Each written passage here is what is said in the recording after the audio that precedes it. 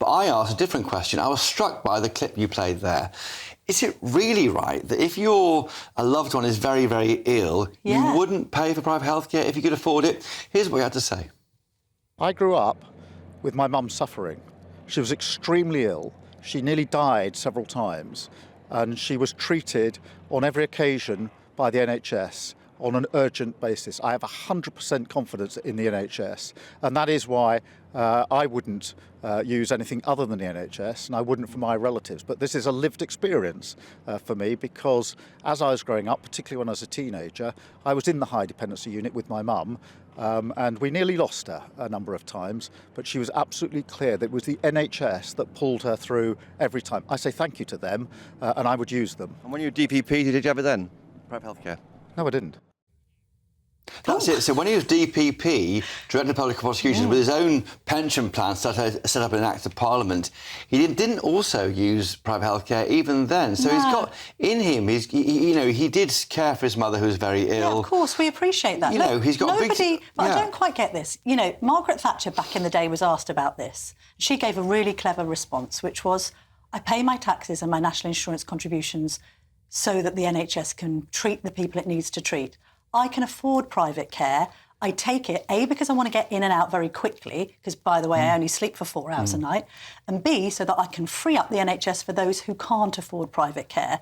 I don't understand. We've now got some shame attached to private care, even though Wes Streeting, the man that wants to be the next health secretary, is saying, I tell you how we bring down the NHS waiting list. We get the private sector to carry some of the burden. Well, I asked John Ashworth that same question last night about that, because that's what I thought. Well, that makes no sense, because you want to use the private sector to clear the backlog, but you won't use it yourself. They're saying, well, that's the NHS buying in services to clear backlog. It's different to not choosing to use the NHS and almost choosing to jump the queue with some private healthcare. But it's what most people do. If you can afford it and someone in your family is suffering, most people would spend the money. God forbid, he wouldn't. If a child was suffering, he's really saying that he's going to put tribal ideology ahead of care for a child. Is it tribal? Is it just he's got he relied on the NHS, he loves it in the family, it looked after his mum. I mean... I love the NHS. My dad was a GP in the NHS. Yeah. By the way, whisper it, Chris. Most doctors have private health cover too. As do council bosses. I know most employees at kind of blue-chip companies. Let's quickly talk about the tax row, because basically, in summary, what happened was he landed this point, didn't he, Rishi Sunak, in the debate, saying Labour's going to put £2,000 on your tax bills. And this was predicated, I understand, by Jonathan Ashworth running around with a 12-page dossier talking about a £28 billion black hole in the Tories' finances, and the Tories running around with their own dossier saying there was but it's a big number. £38.5 billion black hole in the Labour finances. Is this £2,000 figure a lie? Well, certainly that's what the Labour's been saying today. Now, of course, yesterday in the debate, Sir Keir Starmer waited nearly half an hour to make that point. Yes. Did he have a little pep talk in the break? You do need to rebut that figure. I think it was before the debate. They had a letter in their back pocket, Labour, didn't they? A letter from James Bowler, who's the Permanent Secretary of the Treasury, saying that you can't say it's a government-produced document. So Rishi Sunak did make a bit of a slight boo-boo by saying it's prepared by independent experts, by civil servants. We have gone through the detail today. The Tory party has helped us do that today, so where their number comes from, looking at the workings. 21 out of 27 of their lines of data come from official Treasury costings.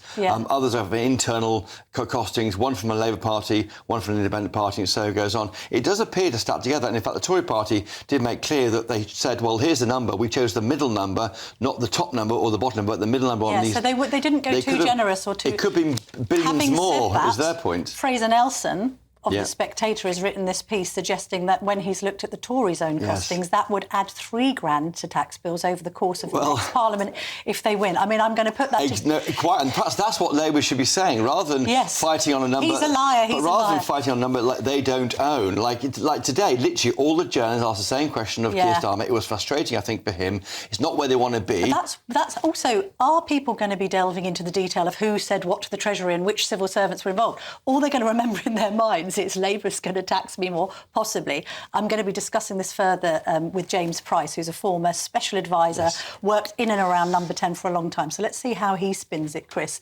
But you need to take a lie down in a darkened room, maybe get that suit dry cleaned, if you don't mind me saying, Christoph, because you obviously have been sort of eating sandwiches on the go.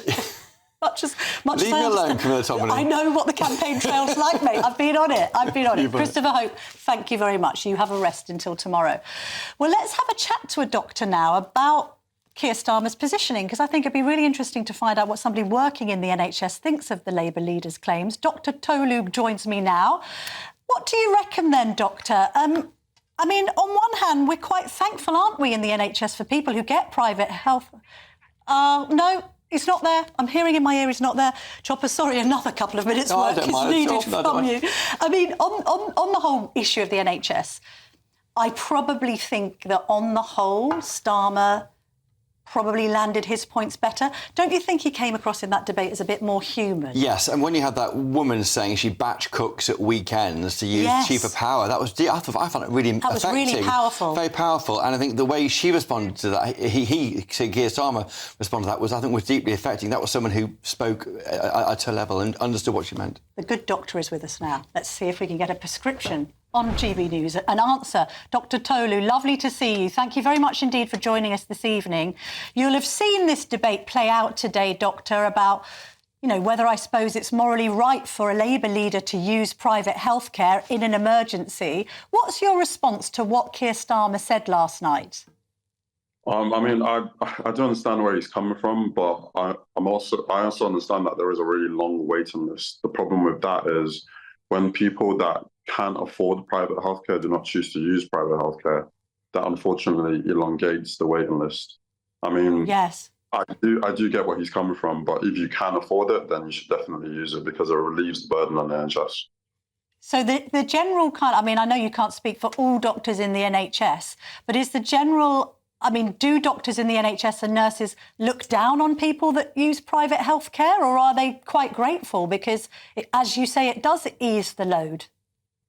I mean, we definitely don't look down on people who use private healthcare. I mean, if you can afford to use private healthcare, if it's paid for by a company, if there are other means for you to get care, then of course, we do appreciate, we want people to appreciate the NHS, and obviously the NHS is for people who have no other means, who can't get care anywhere else. So we definitely don't look down on people who use private healthcare. If anything, it relieves a burden on the NHS. Doctor, what's the biggest challenge you face on the wards right now? We know about these chronically high waiting lists. We know about staff shortages. On a day-to-day basis, what's the biggest pressure on you? I mean, it's definitely just the time that you need to get things done in, and it's definitely the staff and the manpower. Unfortunately, in the NHS at present, you're expected to do the job of 2-3 people. Just the funding unfortunately isn't there. And that's probably the biggest thing at the moment because, as one person, you can only do so much. And if you could become Prime Minister tomorrow, or indeed on July the 4th, what's the one first change you would make to make your life better and that of other doctors and nurses working on the front line? Well, considering that the doctors are currently striking and obviously nurses went on a strike a while ago, I mean, I would definitely increase the rate of pay. Because at this point in time, you want to feel valued, you want to feel that, you're actually getting paid for the work that you're doing. That would definitely, obviously I'm completely biased, but that would definitely be the first thing that I do. Yeah, you want to have that pay deal. 35%, or do you think there should be some compromise, very briefly? Oh, that's a tough question to answer. I mean, as you can imagine, obviously as a doctor, I want the 35%, but realistically, or obviously both sides have tried to come to the table to, figure out a deal, more so the doctors than unfortunately the government. All right, Dr Tolu, thank you very much for your time and also for all your work you do for the NHS along with your colleagues. Thank you.